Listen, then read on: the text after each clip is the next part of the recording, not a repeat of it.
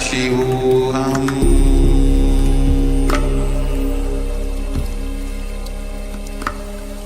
Om Nityananda Paramashivoham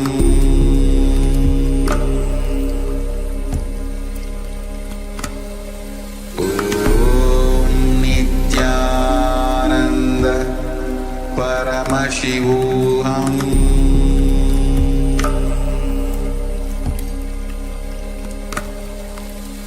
Om Nityananda Paramashivoham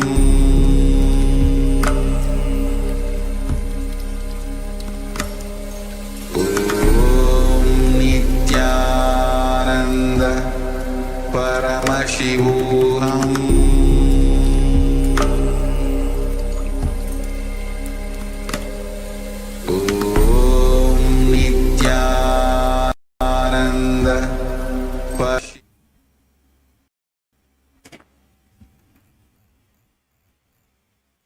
Sorry for the technical glitch.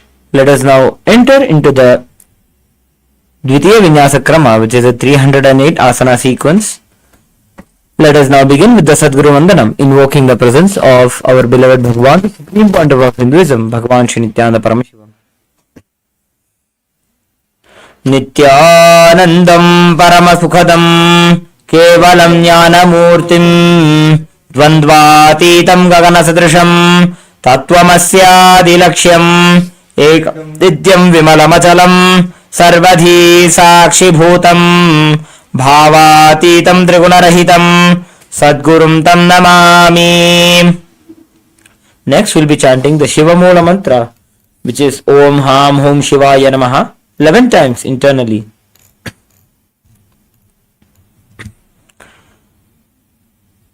We request all the participants to chant along with us. Om Ham Hum Shivaya Namaha. Om Ham Hum Shivaya Namaha. Om Ham Hum Shivaya Namaha. Om Ham Hum Shivaya Namaha. Om Ham Hum Shivaya Namaha. Om Ham Hum Shivaya Namaha. Om Ham Hum Shivaya Namaha. Om Ham Hum Shivaya Namaha. Om Ham Hum Shivaya Namaha. Om Ham Hum Shivaya Namaha. Om Ham Hum Shivaya Namaha. Om Ham Hum Shivaya Namaha. Next we will be performing the Tattvachamanam, which is the ritualistic cleansing. Now, keeping your right hand in the Gokarna Mudra as the Acharyas are demonstrating, take an Udarni of water into your right palm. Sip the water thrice as we chant the following mantras. Om Atma Tattvam Shodhayami Svadha. Vidya Tattvam Shodhayami Svadha. Shiva Tattvam Shodhayami Svadha. Please wash your hand with an Uddani of water. With the base of your right thumb, wipe your lips twice as we chant the following mantra. Om Ham Hridayaya Namaha. Again wash your hand. With the tips of your right hand, index, middle and ring fingers joined together, touch above your upper lip and below your lower lip. Again wash your hand.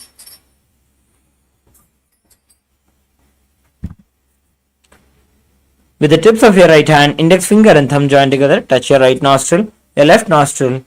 With the tips of your right hand, ring finger and thumb joined together, touch your right eye, your left eye, your right ear and your left ear. Again wash your hands.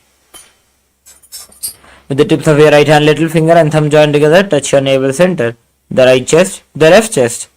With the tips of all 5 fingers joined together, touch above your head, the right shoulder, left shoulder and then the heart center. Again wash your hand.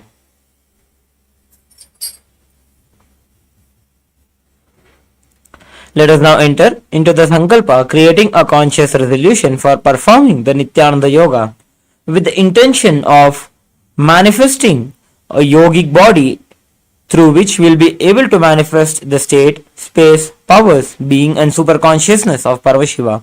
Now, please clasp your hands and place them on your right thigh. ओम ममोपात समस्त दुरितक्षयद्वारा भगवत् श्री नित्यानंद परमशिव प्रीत्यर्थम श्री नित्यानंदेश्वरी परमशिव शक्ति समेत श्री नित्यानंदेश्वर परमशिव प्रीत्यर्थम च अद्य पूर्वोक्त एवं गुण विशेषेण विशिष्टायाम् अस्यां शुभतिथौ पूर्ण आरोग्य युक्त दृढ़गात्र यौगिक शरीर सिद्ध्यर्थम परमशिव शक्ति आविष्करणार्थम नित्यानंद योगाभ्यासम करिष्ये. Now please wash your hand with an udani of water. Om apa upasprishya.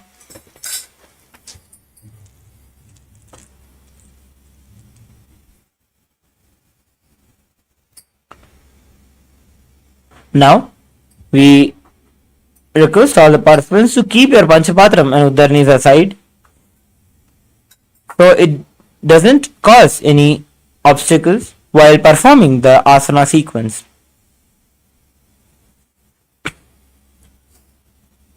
Now, before we enter into the Dvitiya Vinyasa Krama,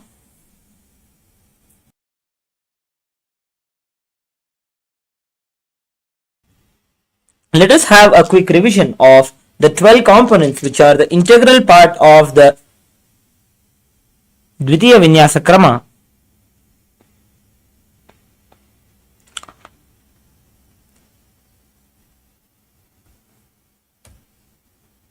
The first component being the asana, which is the physical posture of the body.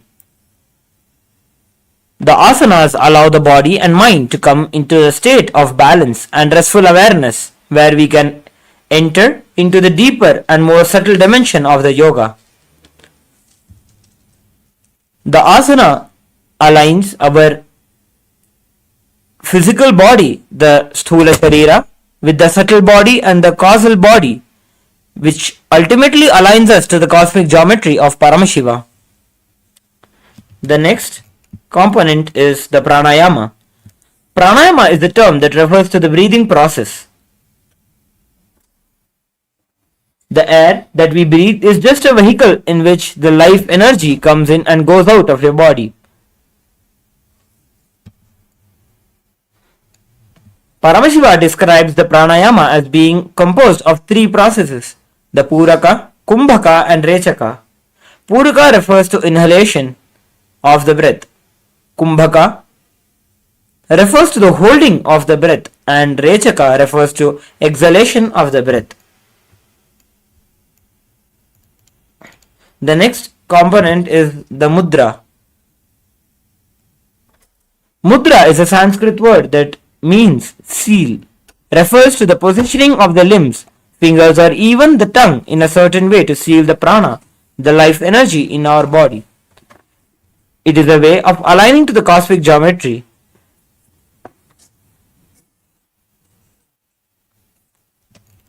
The next component is the bandha. Bandhas is the internal awakening of the Kundalini Shakti. While performing the bandhas, we will be performing three types of bandhas during the Dvitiya Vinyasa Krama, which the first is the Mula Bandha, that is contraction of the perineal muscles. Next is the Uddiyana Bandha, which is the contraction of the abdominal muscles. And then is the Jalandhara Bandha, which is tucking the chin to the chest. When all these three bandhas are performed together, it is called as a Mahamudra Bandha. The performing of bandhas aligns our Kundalini Shakti to express through the Sushumna Nadi and awaken all the 7 chakras in our body. Next component is the Karana.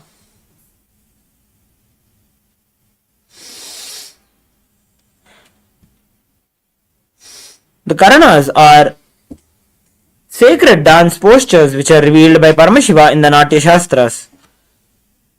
Performing the Karanas puts us into a state of high awareness of our body, engaging multiple body parts at the same time. Then, next is the visualization. The visualization that we will be performing in every asana fits the context of the asana that we are performing. As we visualize the object, like for the first asana, which is the Sukhasana, we'll visualize Paramashiva in our inner space. As we visualize these deities, animals, rishis, or objects, we embody their qualities. The next is the component of japa, which is the internal chanting of a mantra with a visualization of it rotating around the throat center in a circular way. Next component is the chanting of the Shastra Pramanas. The chanting of the Shastra Pramanas sets a reminder for us that the science of yoga is directly gifted to us by Paramashiva himself, as he has revealed these in the Vedas and the Agamas.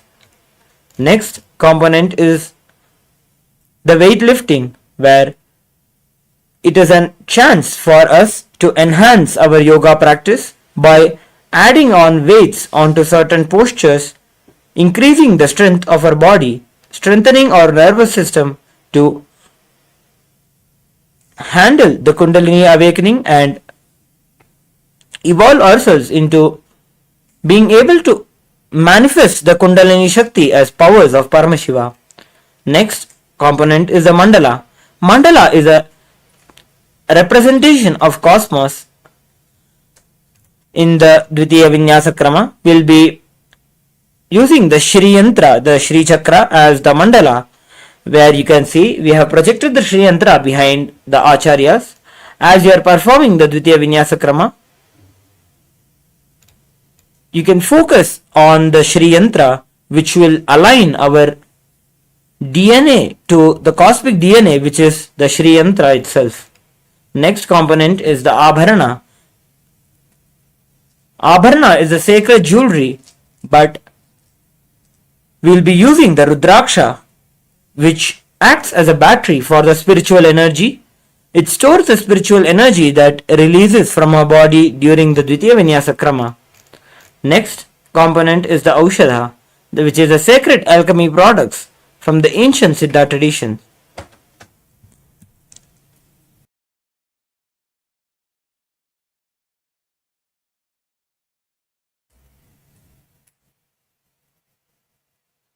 The Aushadha combines the sacred herbs and the cosmic force energy, the prana, and infuses it into our body through the Aushadha. Now, having gone through the 12 components of the Nityananda Yoga, let us enter into the first asana, which is the Sukhasana.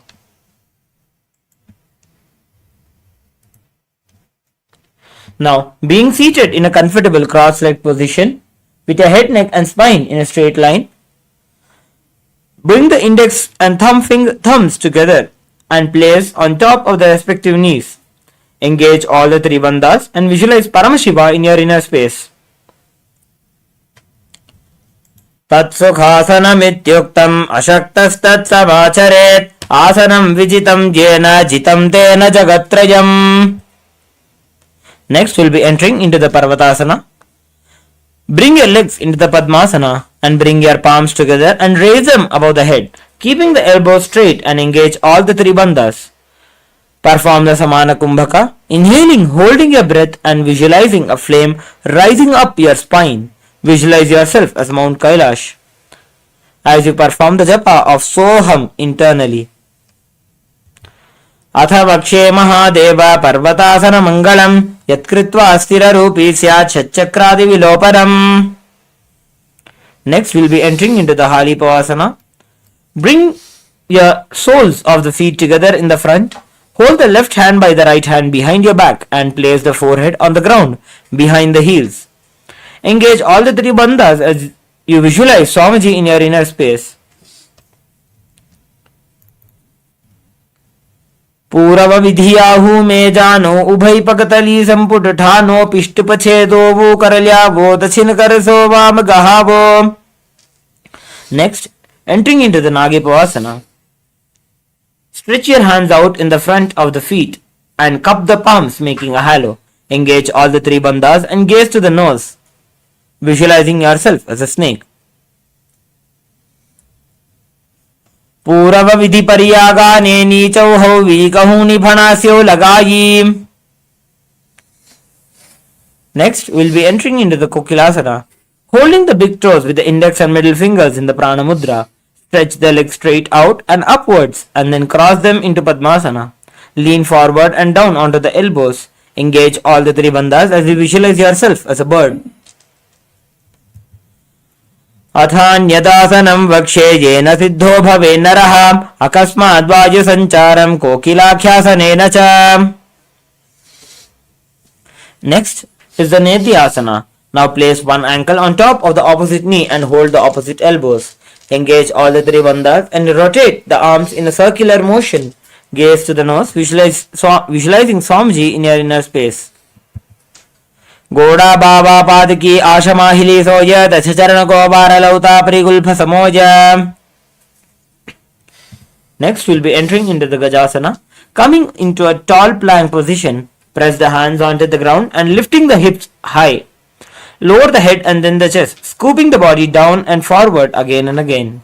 Visualize yourself as an elephant as you engage the Uddiyana Bandha, contracting your abdominal muscles. Nyubjam padagre bhumau kritva lambi bhujamastakagre nidhaya. Next, we'll be entering into the Rikshasana. Maintaining the same position as Gajasana, alternate pressing the heel of one foot into the ground while lifting the other heel up. Repeat the same again and again as you visualize yourself as a bear. Ekaikam padama kuncha Gajasanam kuryat Rikshasanam bhavati. Now, coming into a tall standing position,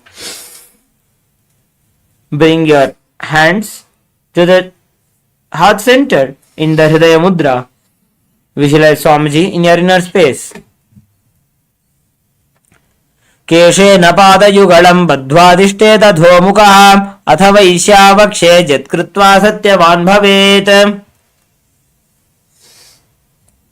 Next we'll be performing the Urdhvajanukarna, which is the first karna of the Dvitiya Vinyasa Krama.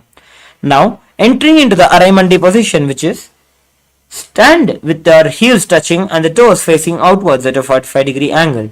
Keep the knees bent and both the hands at the chest with the elbows parallel to the ground. Twist one knee towards the center and then raise it up and back across the body to the original position. Repeat the same the other side.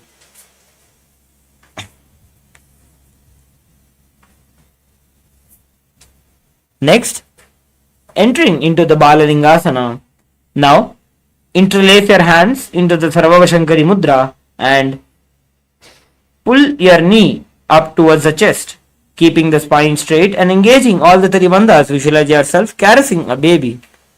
Ekam janurasi alingya statavyam balalinganam bhavati.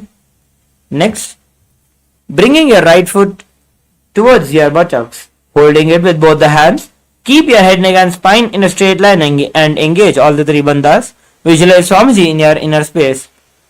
स्थित्वैकस्मिन् पादतले कराभ्यां वेष्टयेत्तनुं पृष्ठे संस्थाप्य यत्नेन पादपीडनमासनम्. Next, with the respective hand, hold on to the sole of the foot from the inside. Extend the opposite hand forward with the index and thumb joined together in the Bindu Mudra. Simultaneously kick and pull the foot back and up while leaning forward. Visualize yourself as Lord Nataraja as you engage the Moola Bandha, engaging the perineal muscles. Uttanapadam krauncham cha maricim veerabhadragam. Now we'll be repeating the Balalingasana on the opposite side. Again bringing your hands into the Sarvashankari Mudra. Pull your knee towards your chest. Visualize yourself caressing a baby. Ekam janurasi alingya statavyam balalinganam bhavati. Bringing your foot back towards your butt. Hold it with both your hands and engage all the three bandhas as you visualize Swamiji in your inner space. Sthitvaikasmin padatale karabhyam veštayettanum prishte samstapya yatnena padapidanamasana. Now,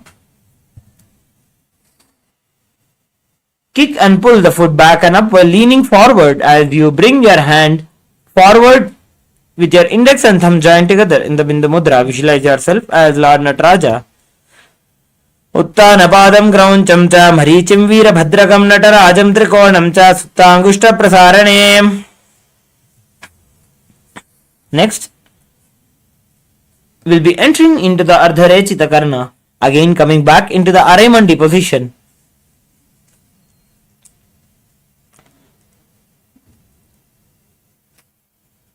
Keep the left hand at the chest and extend the opposite arm out and wide like a pendulum. Bring it back towards the chest. And repeat the same the other side.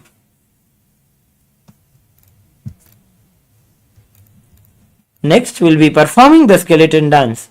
Now, shake your body very intensely, randomly, visualizing yourself as a skeleton.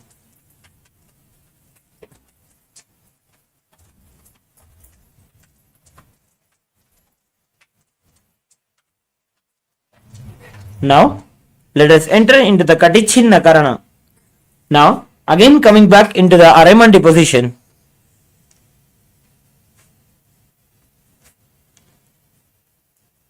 Bring your hands above the head with the arms crossed and palms facing backwards. Move the hips to one side and simultaneously uncross the arms wide above the head. Repeat the same the other side. Now, standing tall on the tips of the toes and raise your hands up and above the head beside the ears. Engage all the three bandhas. Visualize yourself as a palm tree in Tadasana. Perform the japa Shivoham internally.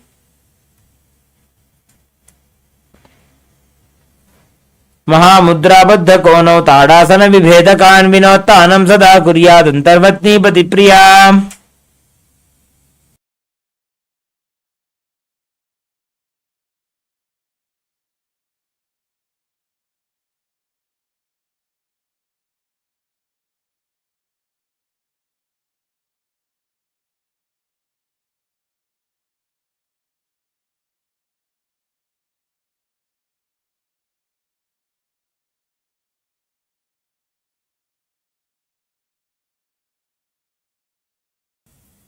Now, entering into Uttanasana, which is from the standing position, lean forward and down, bringing the hands flat onto the ground.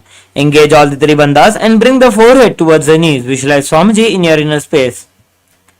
Mahamudrabadha kono tadasana vibhetakan vinottanam sada kuryad antarvatnipati priya. Now, coming into a tall plank position in Tarakshvasana. Tuck the chin to the chest in Jalandhara Bandha and rotate the head from side to side, visualizing Swamiji in your inner space. Gajasanavastitva mastakam varam varam dakshina kukshim savya kukshim najet tarakshvasanam bhavati. Now, coming down onto the ground. Keep your toes pointed backwards. With your hands next to the chest, raise the head up using the strength of the lower back. Open your mouth wide and inhale through the hollow of the throat in Bhujangasana.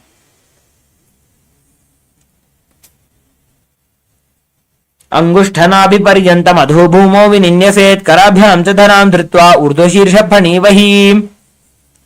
Now, coming back into the tall plank position, alternate bringing one knee in towards the chest, back and forth repeatedly. Visualize Swamiji in your inner space as you perform the Sahaja Kumbhaka, that is inhaling, holding a breath and exhaling. Gajasana samstito janadvayamakuncha varam varam kartavyam shasasanam bhavati. Next, entering into the Rathasana. From the tall plank position, place one foot in between both the hands. Simultaneously jump one foot back and bring the other in between both the hands. Alternate again and again as you visualize yourself as a chariot. Gajasana samstito ekaikam badam puromargena bhramitva kartavyam rathasanam bhavati. Now, bringing your one foot flat on the ground with the toes pointing forwards, bend your knees at a 90-degree angle and bring your arms straight up parallel. Visualize, gaze to the third eye. Visualize yourself as Lord Veerabhadra as you engage the Uddiyana Bandha, engaging the abdominal muscles. Vasishtamata kaundinyam urdhakukkutamevacham hashtavakramathotthanam majuram setu bandhanam. Now, flipping over your legs, repeat the Veerabhadrasana on the opposite side, visualizing yourself as Lord Veerabhadra. Vasishtamata kaundinyam urdhakukkutamevacham hashtavakramathotthanam majuram setu bandhanam. Now, coming into the Vrikshasana. Stand tall and bring one foot to the inner thigh.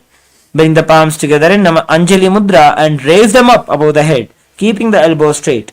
Engage the Uddiyana Bandha. Visualize yourself as a tree. वामोरुमूलदेशे च जाम्यं पादं निधायतु तिष्ठेत्तु वृक्षवद्भूमौ वृक्षासनमिदं विदुः. Now bring your right foot to the left hip. Bring your hands into the Namaskara Mudra. In front of your chest, visualize Lord Garuda in your inner space. गरुडासनमावक्षे येन ध्यानं स्थिरं भवेत् सर्वदोषाद्विनिर्मुक्तो भवतीह महाबली. Next, we'll be repeating the Vrikshasana on the opposite side. Now bring your left foot into the right inner thigh. Bring your hands in the Anjali Mudra and raise them up above the head, visualizing yourself as a tree. वामोरुमूलदेशे च याम्यं पादं निधायतु तिष्ठेत्तु वृक्षवद्भूमौ वृक्षासनमिदं विदुः.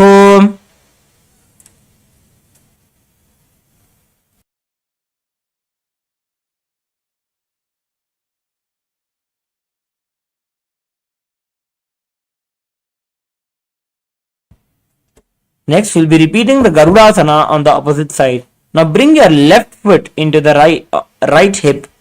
Bring your hands into the Namaskara Mudra. Visualize yourself as Lord Garuda in Garudasana. Garudasanamavakshe jena dhyanam stiram bhavet sarvadoshaadvinirmukto bhavatiha mahabali. Next, entering into the Trikonasana, step your left foot back and right foot in the front. Bring your hands parallel to the ground and bring the front arm forward, touching the ground, and your left arm facing the ceiling. Visualize yourself as a triangle in your inner space in Trikonasana. Uttanabadam krauncham cha marichim veerabhadragam natarajam trikonam cha suptangushta prasarane. Now, flipping over your legs, repeat the Trikonasana on the opposite side, visualizing yourself as a triangle. उत्तानपादं क्रौञ्चं च मरीचिं वीरभद्रकं नटराजं त्रिकोणं च सुप्ताङ्गुष्ठप्रसारणे. Next, we'll be entering into the Nikuttaka Karma. Bring your legs again into the Araimandi position. Bring your hands parallel in front of your chest. Move as you stamp your right heel into the ground. Lift your left heel simultaneously and move your hands in a rotatory motion simultaneously. Next, we will be entering into the Angushthasana. Lower onto the tips of the toes, placing the perineum on back of the heels. Keep your knees together and your hands in the Namaskara Mudra. Visualize Swamiji in your inner space as you perform the japa of Sadashivoham internally. Kabandhasanamittyahuhu gorakshasarameva cha angushtamushtikam nyayam brahmaprasaditam tatha. Next, we will be entering into the Saurasana, performing the Brahmari Kumbhaka, that is, inhaling and exhaling like the buzzing of a bee. From the tips of your toes, extend one leg straight out with the heel down and toes up. Keep the fingers down on the ground by the sides with the palms facing forward in the Varamudra.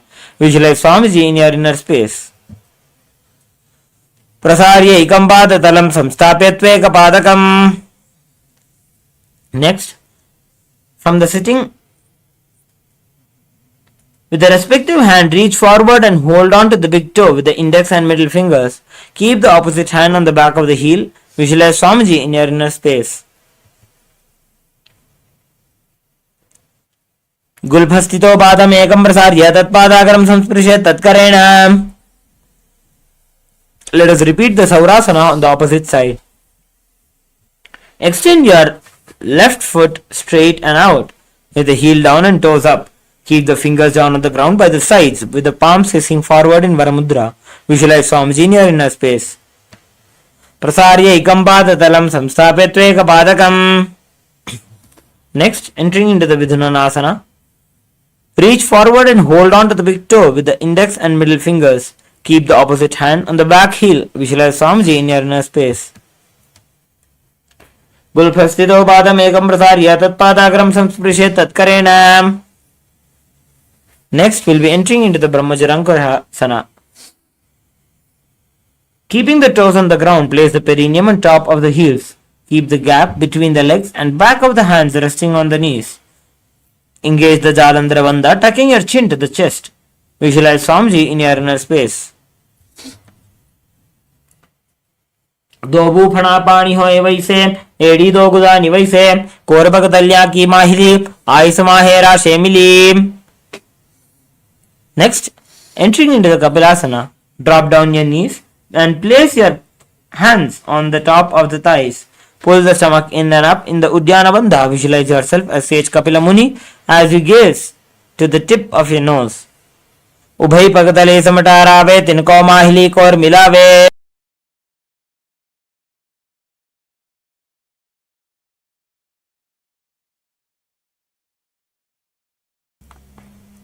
Next, we'll be entering into the Bhadragorakhasana.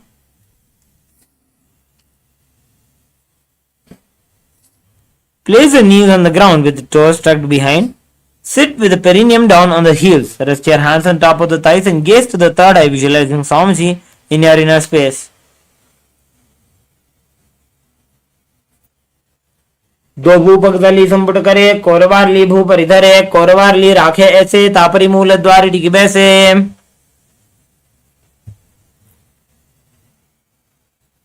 Next, we will be entering into the Suryasana.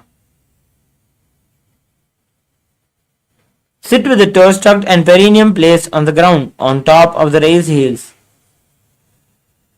Bring the thumbs and little fingers together in the Padma Mudra and raise your arms straight up above and gaze through the hole between the palms. Visualize Lord Surya in your inner space. एडी दो गुदा त्रियाणे फना पानी बैठक पुनिठाने. Next, coming into the Mandukasana, sit with the toes flat and perineum on the heels. Keep the hands on the top of the knees and lift the tongue up against the roof of the mouth.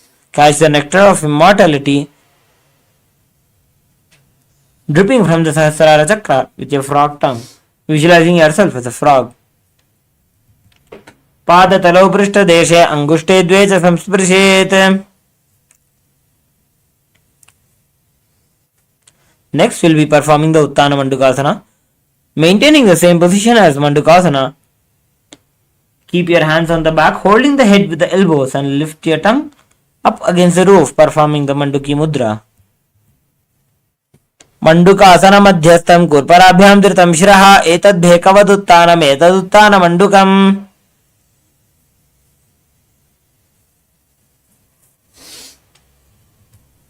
Next is the Simhasana. Now, cross the ankles and sit on the feet. Keep your knees wide and fingers spread on the top.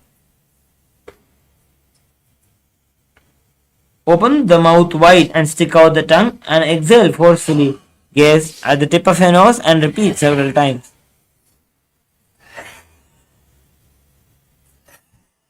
दक्षिणं सव्यगुल्फेन दक्षिणेन ततेतरं हस्तौ शजान्वो संस्थाप्य पाङ्गुलीश प्रसार्य च.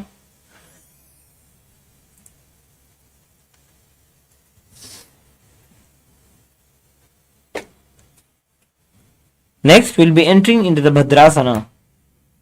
Sit with your heels under the perineum and keep the knees wide.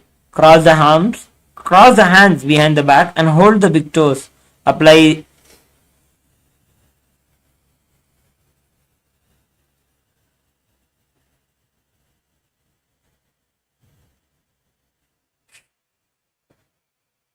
cross with the hands behind the back and hold the big toes. Apply Jalandhara Bandha as you visualize Swamiji in your inner space. Gulbhau Chavrishana Syadho Vitkrameena Samahitaha. Next, we will be entering into the Kakapusandi Asana. Now, squat and keep the feet flat on the ground with the knees opened wide. Bring the arms in and around the neck and interlacing the fingers behind. Gaze to the nose. Visualizing yourself as a crow. प्रथमे वेसकोकटठाने दोवो हाथ पगमीच आने. Next, we'll be entering into the Kanipavasana. Now, place the palms on the floor with shoulder width apart. Bring the knees on the back of the arms towards the armpits and lean the chin forward and down and gaze ahead. Visualize Swamiji in your inner space. आसन को गुण आशीर्षता होई तो आची होई.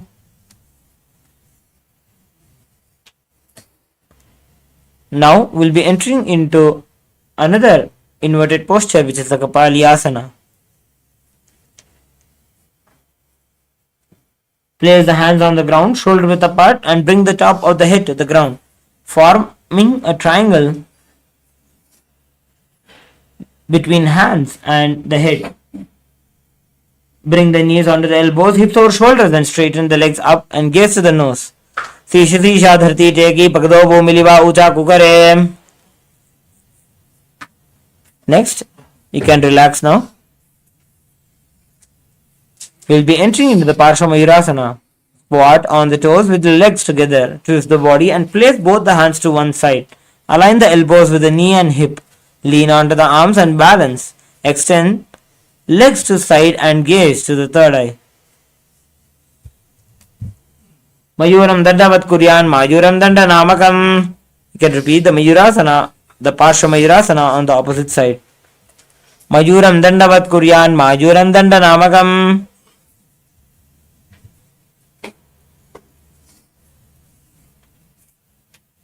Next, we'll be entering into the Bhairaganathasana. Now coming into a tall plank position, stretch the legs back. Step one foot outside the respective shoulder, bringing the foot between the hands and gaze to the third eye, visualizing yourself as Lord Kala Bhairava.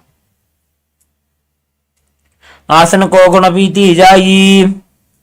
Now please repeat the Bhairaganathasana on the opposite side. Asana ko gunapiti jayi.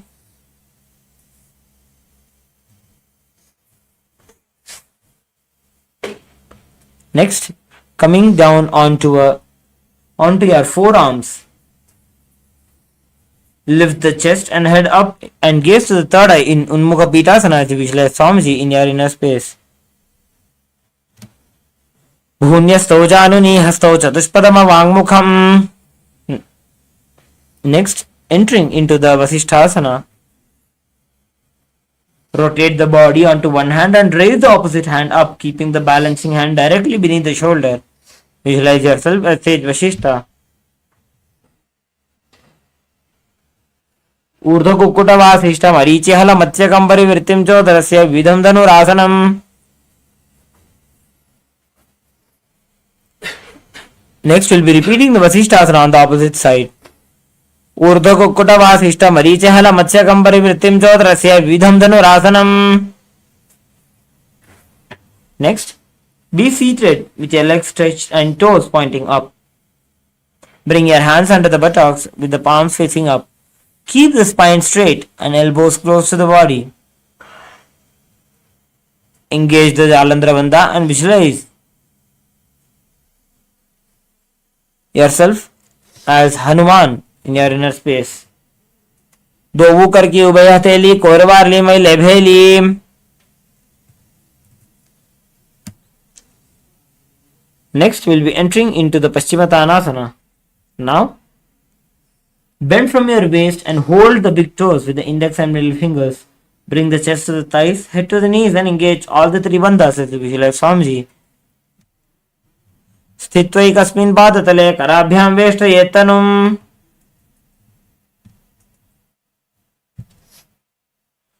Next, we'll be entering into the Ugrasana. Now clasp your hands behind the head and lean the chest forward and down. Bring the head to the knees and engage all the three bandhas as you visualize Kali in your inner space. Swapanibhyam dridham dhritva janu parishironyaset. Next, we'll be entering into the Marichi Asana. Now, bring one heel to the groin with the knees raised. Reach arm in and around the raised knee and clasp the hands behind the back. Bring the chest to the thigh and head to the knee. And visualize yourself as sage Marichi. Uttanapadam krauncham cha marichim veerabhadragam natarayam trikonam cha suptangushta prasarane.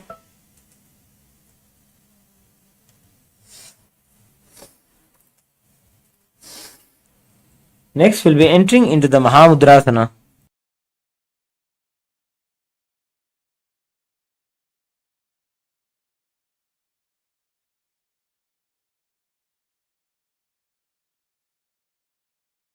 dropping your knee down to the ground towards the side.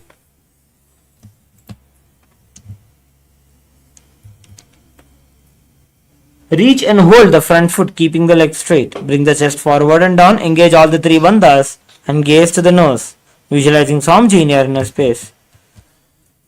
Mahamudram pravakshami tantresmin mama vallabhe. Now, repeating the Marichi asana on the opposite side. Bring your left foot close to the groin and reach the arm in and around the knee, the raised knee, and clasp your hands behind your back. Bring the chest to the thigh and head to the knee. Visualize yourself as Sage Marichi. Uttanapadam grauncham cha marichim veerabhadrakam.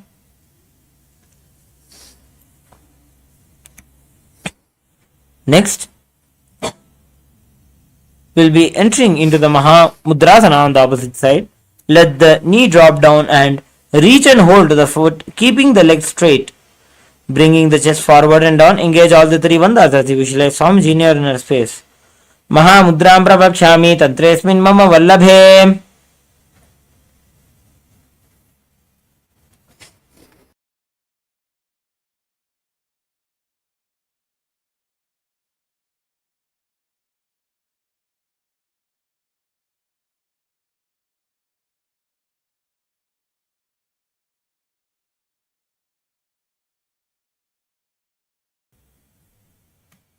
Next, entering into the Bhadrasana. Sit and bring the soles of the feet together with the heels close to the perineum, with the knees wide, and hold the feet firmly. Maintain a straight spine and gaze to the nose, visualizing Swamiji in your inner space as you perform the japa of Mahasadashivoham internally. Gulbhaut vrishanasya sibantyav parshayoho kshipet.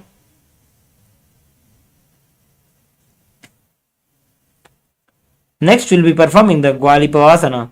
From Bhadrasana, extend the feet away from the body and keep the toes together. Heels apart and the knees open. Place the hand on the respective knees and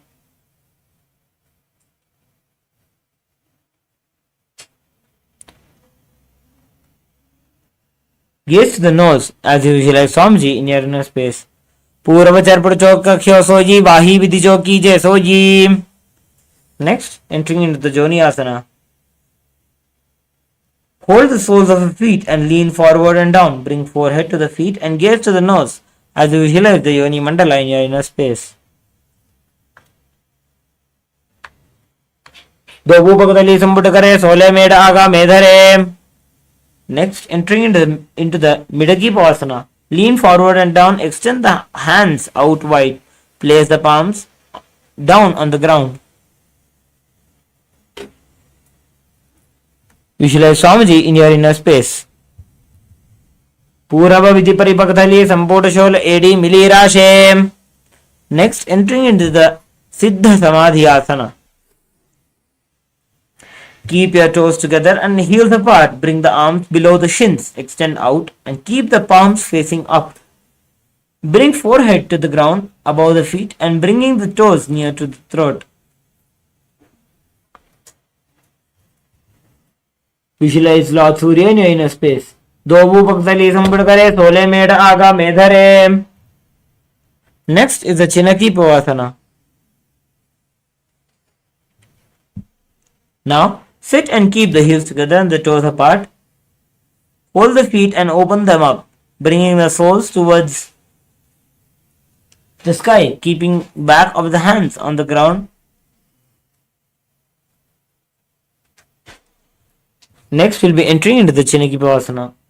Do upaka ki edi dharti bhagiva med lagave. Next is the Charpata Chokasana. Sit and bring the soles of the feet together with the heels of the perineum, knees to the ground. Place the hands on the knees and gently press them down, visualizing Swamiji in your inner space as you gaze to the third eye and engage the Uddiyana Bandha, the abdominal muscles. Dovu Pakdali Samputadhare Agane Kare Jare Pasare. Next, entering into the Bhairavasana. Sit and bring the soles of your feet together with the knees wide. Lift the heels up and bring the toes down to the ground. Keep the knees onto the ground and pull the stomach in and up and place the hands on the knees in the Bindu Mudra. Visualize Swamiji Visualize Lord Kalabhairava in your inner space. Gulbhau sampidya chanyonyam vitkramenothitam shanaihi. Next, we'll be entering into the Samanasana.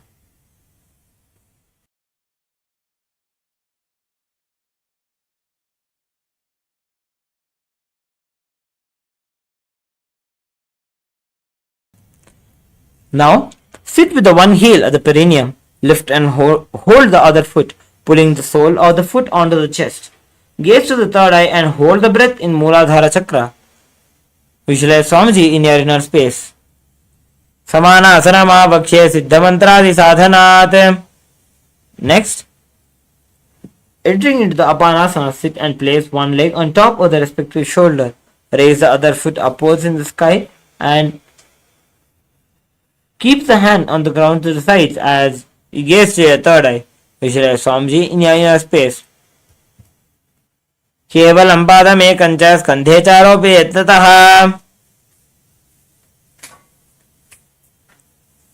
Next, we'll be repeating the Samanasana on the opposite side. Sit with the one heel at the perineum, lift and hold the other foot, pulling the sole of the foot onto the chest. Gaze to the third eye and hold the breath in the Mooladhara Chakra. Visualize Swamiji in your inner space. Samanasana Bhakshe Siddhamantradi Sadhanat. Next, sit and place one leg on top of the respective shoulder. Raise the other foot upwards and straight. Keep the hands on the ground to the sides and gaze to the third eye. Visualize Swamiji in your inner space. Kevalam padamekam cha skandhe charopayet tatah. Now, coming down into the Gomukhasana, that is, being seated with cross your one leg over the other and aligning the knees at the center of the body. With the feet by the opposite hips, place both the hands on top of the stacked knees and gaze to the nose, visualizing the face of a cow. Perform the japa Om Nithyanandoham in your inner space.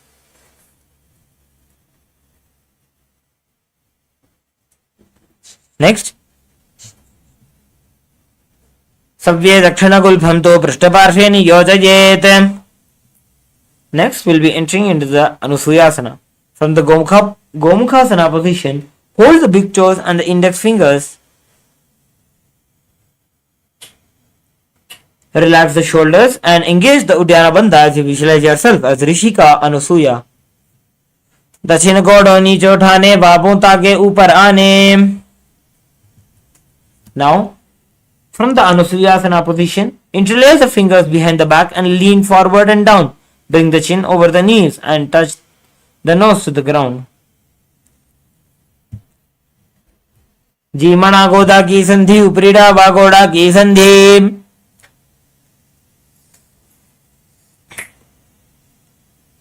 Next, we'll be entering into the Garudasana. Now, sit on the ground with one heel pressed against the perineum. Keep the opposite foot flat on the ground and the knee to the chest. Keep the spine tall and chest out. Gaze to the nose, visualizing yourself as Lord Garuda. Davopagamodi edi mahilo gulbha mooladvarni chaide. We'll be entering next into the Naradasana. Sit and place the perineum on top of one heel with the top of the one foot flat on the ground. Interlace fingers behind the neck. Twist outside of the raised knee and gaze to the third eye, visualizing Lord Narada in your inner space. पिष्टिजवाम पक्तली केरी भूपरिता ही लगा बेफेरी. Next, you'll be entering into the Matsya Pithagasana. Place one foot on top of the opposite thigh and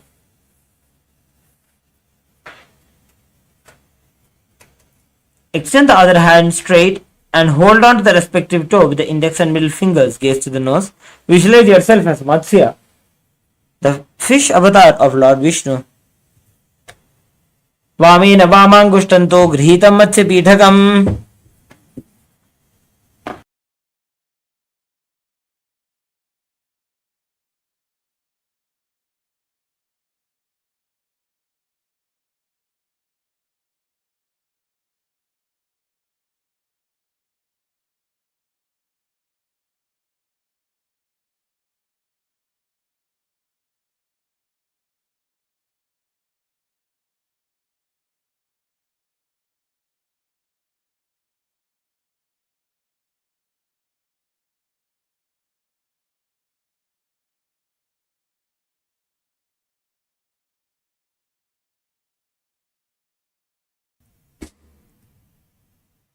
Next, we'll be entering into the Gomukhasana on the opposite side.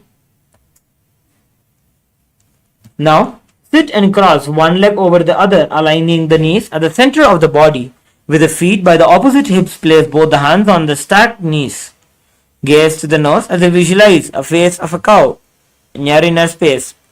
Savya Dakshina Gulbham tu Prishtaparsheni Yojajet. Next is the Anusuyasana. From the Gomukhasana position, hold the big toes with the index and middle fingers. Relax the shoulders and pull the stomach in and up. Gaze to the nose. Visualize yourself as Rishika Anusuya. दक्षिण को नीचे उठाने बाहों ताकि ऊपर आने.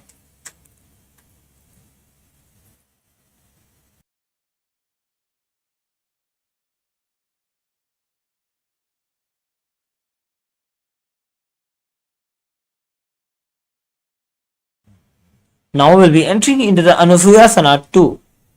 From the Gomukhasana position, interlace the fingers behind the back and lean forward and down. Bring the chin over the knees and touch the nose to the ground, gaze to the nose. Visualize yourself as Rishika Anusuya. Jimana Goda ki sandhi, Uprida Vagoda ki sandhi. Next, we'll be entering into the Garudasana 2.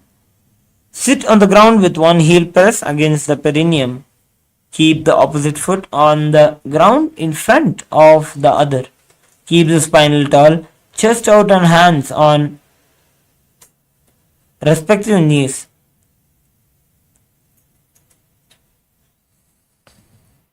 Dabopaka edi mahila gulphamula dwarani chaide. Next is the Naradasana. Sit and place the perineum on top of one heel with the top of the foot flat onto the ground. Place the opposite foot on the ground behind Swamiji in front of the opposite foot. Visualize Sage Narada in your inner space. पिष्टि जवाब पक्तली केरी भूपरिता ही लगा वे फेरी.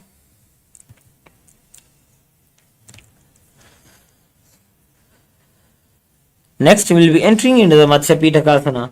Now place one foot on top of the opposite thigh and wrap the respective arm around the knee. Holding on to the opposite shin, extend the opposite hand straight and hold on to the respective toe with the index and middle fingers. Gaze to the nose. Visualize yourself as Matsya, the fish avatar of Lord Vishnu. Vamen Vamangushtanto Grihita Matsya Pitakam.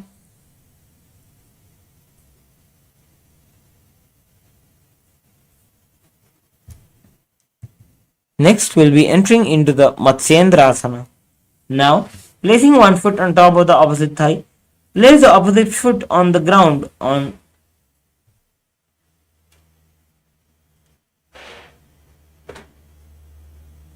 Now, twist and bring the elbow outside of the raised knee. Keep the raised arm by the neck and turn the head back and gaze to the third eye. Visualize Matsyendranath in your inner space. उदरं पश्चिमाभासं कृत्वा तिष्ठति यत्ततः.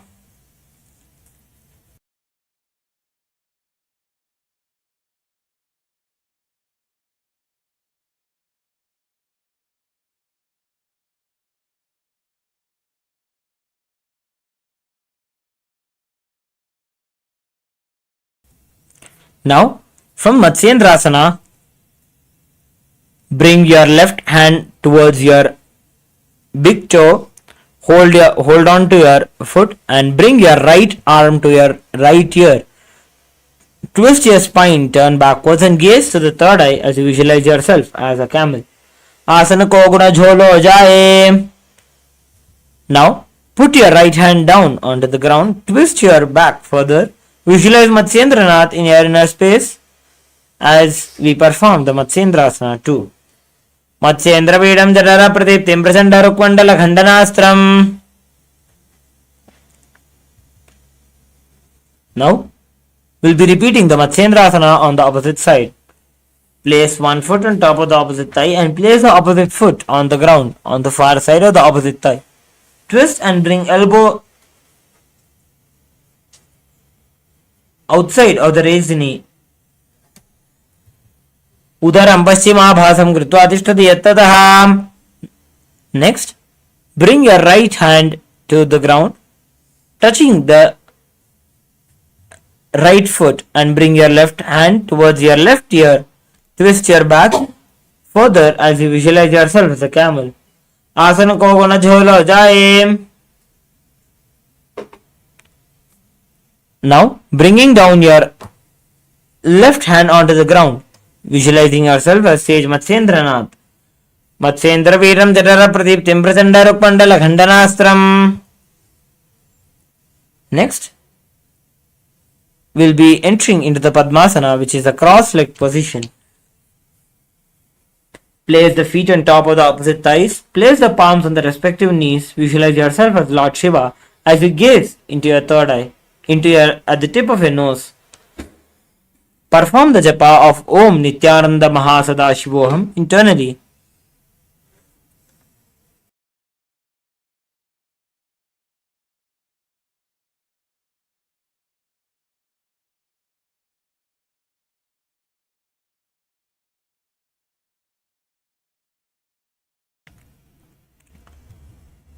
Asanam Dvividham Proktam Padmam Vajrasanam Tatha. Next, maintaining the same position as Padmasana, cross your arms and hold on to the opposite toes with the index and middle fingers in the Prana Mudra. Visualize yourself as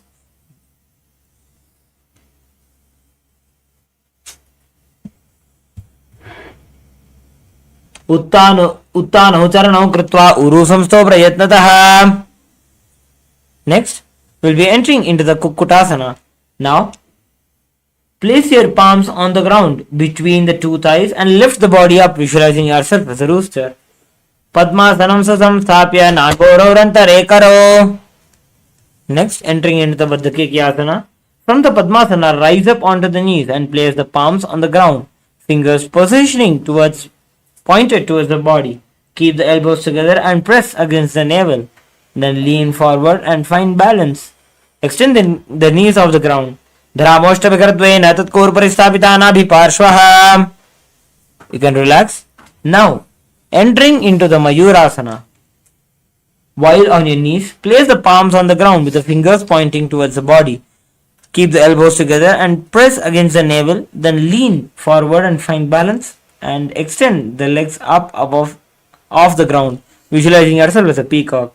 Athava Kshemaha Deva Mayurasanam Uttamam. Now, you can relax. Lay down on your stomach with the feet pointing outwards and forehead on the mat. Interlace your fingers behind the neck. In Parashamudra, visualize yourself as a crocodile. अध्यासशेते हृदयं निधाय भूमौ च पादौ च प्रसार्यमानो शिरश्च धृत्वा करदण्डयुग्मे देहाग्निकारं मकरासनं तत्. Next, laying down on the stomach, place your hands on the ground beside the chest. Raise the legs up, bringing the thighs off the ground. Visualize yourself as a locust. अध्यासशेते करयुग्मवक्षो भूमिमष्टभ्यकरयोः स्थलाभ्याम्.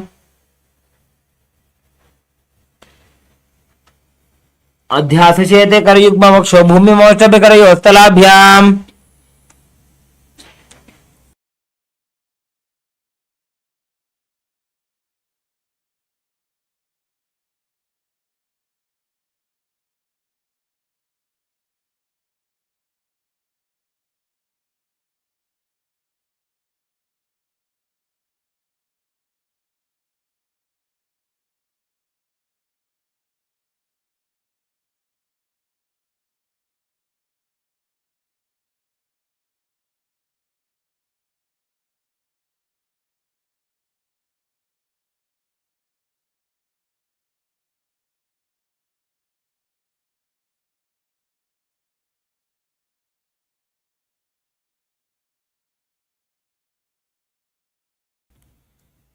Next, we'll be entering into the Ushtrasana.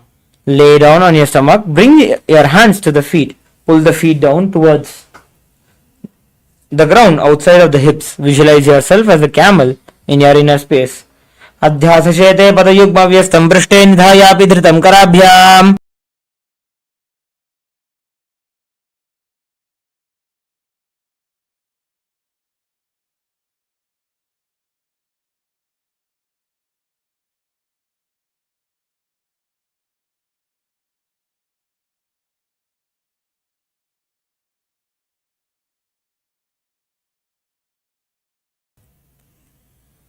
From Ushtrasana, tighten the grip on your feet. Kick the legs back and up and simultaneously lift the chest off the ground and then raise the head, gazing to the third eye, visualizing yourself as Paramashiva's bow.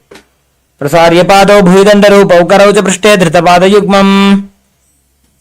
Next, coming to a seated position.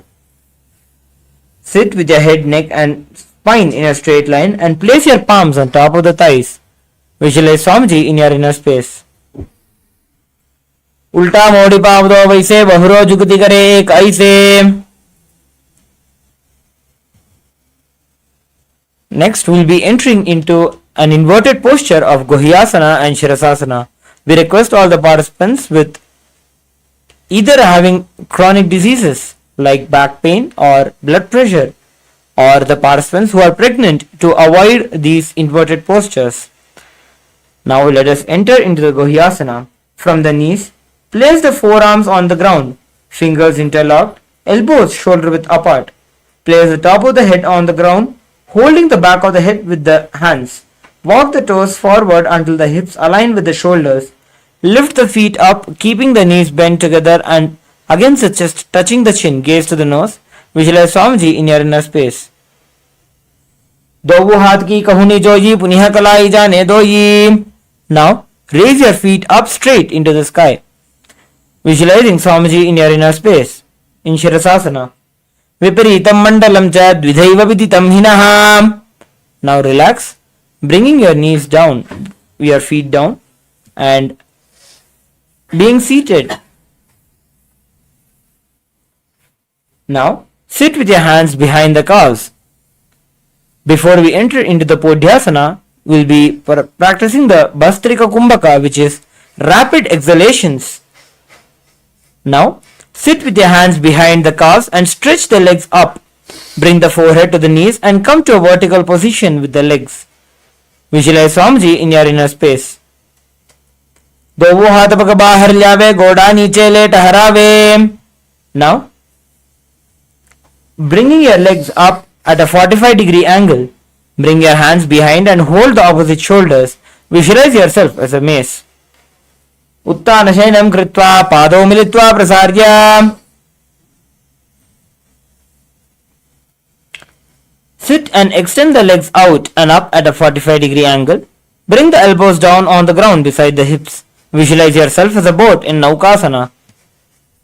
उत्तानशयनं कूर्पराभ्यां भूमिम् अवष्टभ्याम्.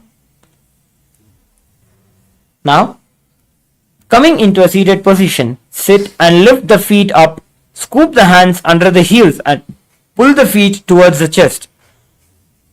Keep your spine straight and gaze to the tip of your nose. Visualize yourself as Lord Rudra in Rudrasana.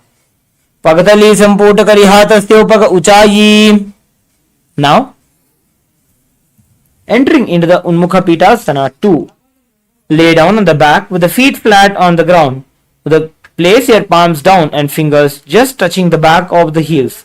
Lift your hips up and high, engaging the Jalandhara Bandha, that is tucking the chin to the chest. Gaze to the nose, visualizing Swamiji in your inner space. Urdhve cha januni kritva shavitvordhva mukham tatha. Next, entering into the Shivasana, lay down on your back with the palms facing upwards. Completely unclutch from any micro movements of the body and the mind. Let the body remain dead. Visualize the body is dead and Swamiji is liberating you in the Shavasana. Uttanam Shavavad Bhumau Shayanam Toshavasanam Shavasanam Shrantiharam Chitta Vishranti Karanam.